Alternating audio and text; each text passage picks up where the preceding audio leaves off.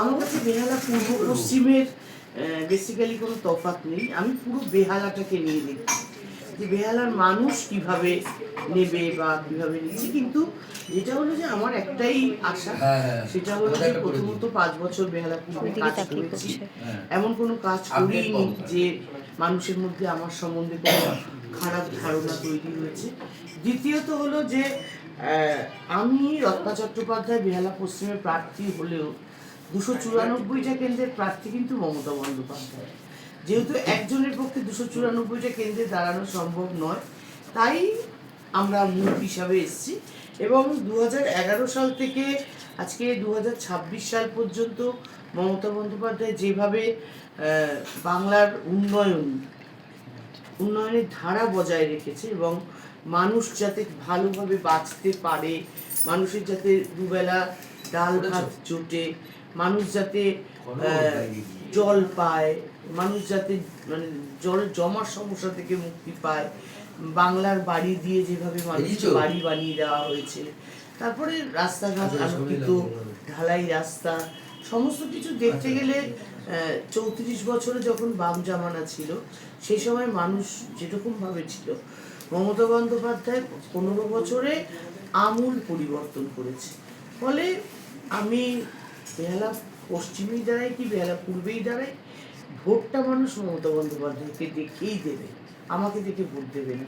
কারণ আমি মমতা বন্দ্যোপাধ্যায়ের ক্যান্ডিডেট এবং আশা রাখি যে মানুষ আশীর্বাদ করবে। বিশেষ করে বেহালার মানুষ মমতা বন্দ্যোপাধ্যায়কে অত্যন্ত ভালোবাসে। কোনো কাজ বাকি থেকে যায়নি। আমি এমএলএ ফান্ড থেকে যত টাকা আমি পেতাম প্রতি বছর পুরোটা ওখানে কাজে লাগিয়ে দিয়ে এসেছি। আর এবার বেহালা পশ্চিমে কি কি উন্নয়ন করবেন? বেহালা পশ্চিমে দেখো, আমি বেহালা পশ্চিমে আমি এই 100 আমার বাড়ি যেটা সেটা হচ্ছে 131 নম্বর ওয়ার্ডে। আমি এখানকার কাউন্সিলর। আমি এই এলাকাটাকে যতটা ভালো চিনি, অন্যান্য ওয়ার্ডে যে সমস্ত কাউন্সিলররা আছে তারা তাদের ওয়ার্ডগুলো ভালো চেনে। তাই এখনও যেহেতু আমি সেই সমস্ত এলাকায় প্রচারে বেরোইনি, তাই এক্ষুনি কোথায় কি প্রবলেম আছে আমার জানা হয়নি।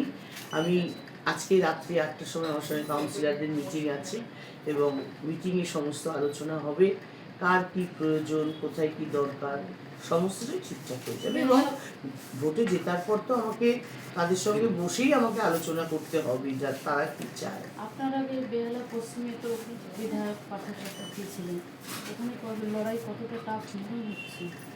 না, পার্থ চ্যাটার্জি ছিল, তারপরে আমি এসেছি, এই জন্য লড়াই বেশি, এরকম কোনো ব্যাপারই নেই।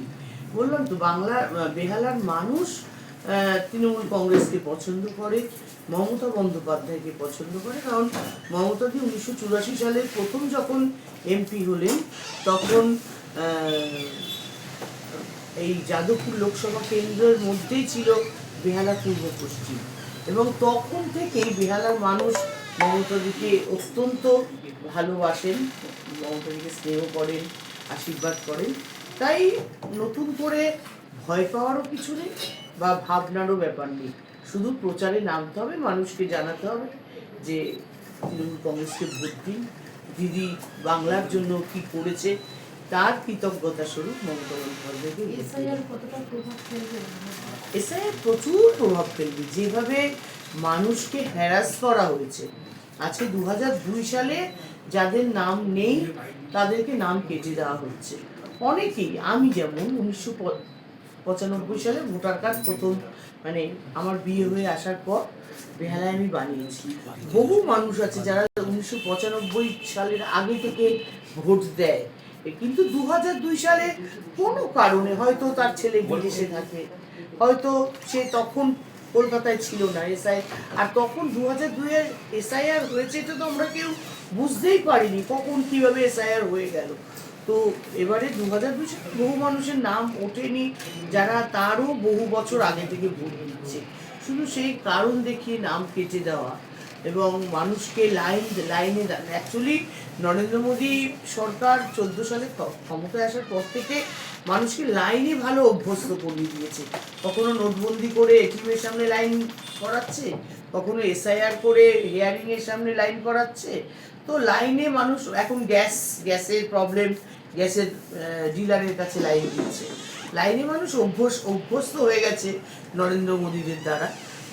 তো আমার বক্তব্য যেটা হলো যে মানুষ বিরক্ত এসআইআর নিয়ে, মানুষ এত হ্যারাস হয়েছে, তাও তো আমরা তৃণমূল কংগ্রেস কর্মীরা ঝাঁপিয়ে পড়ে যেভাবে এসআইআর করিয়েছি মানুষের পাশে থেকে, প্রত্যেক দিন হেয়ারিং স্টেশনে বসে থেকে তাদের ডমিসাইল দেওয়া থেকে শুরু করে কিভাবে নাম উঠবে, নাম কেন উঠছে না, তাদেরকে নিয়ে গিয়ে আমরা যেভাবে সাহায্য করেছি, তাই যতটা বিজেপি মানে পশ্চিমবঙ্গে এসআইআর দিয়ে ক্ষতি করবে ভেবেছিল, অনেকটাই আমরা রুখে দিতে পেরেছি। তবুও তার মধ্যেও 60 লক্ষ ভোটারকে তারা আটকে দিয়েছে। এখন কবে তাদের সাপ্লিমেন্টারি বেরোবে তো আমরা জানি না।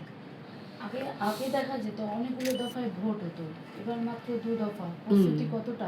না অ্যাকচুয়ালি আগেও এটাও দেখা গেছে এক দফাতে ভোট হয়েছে।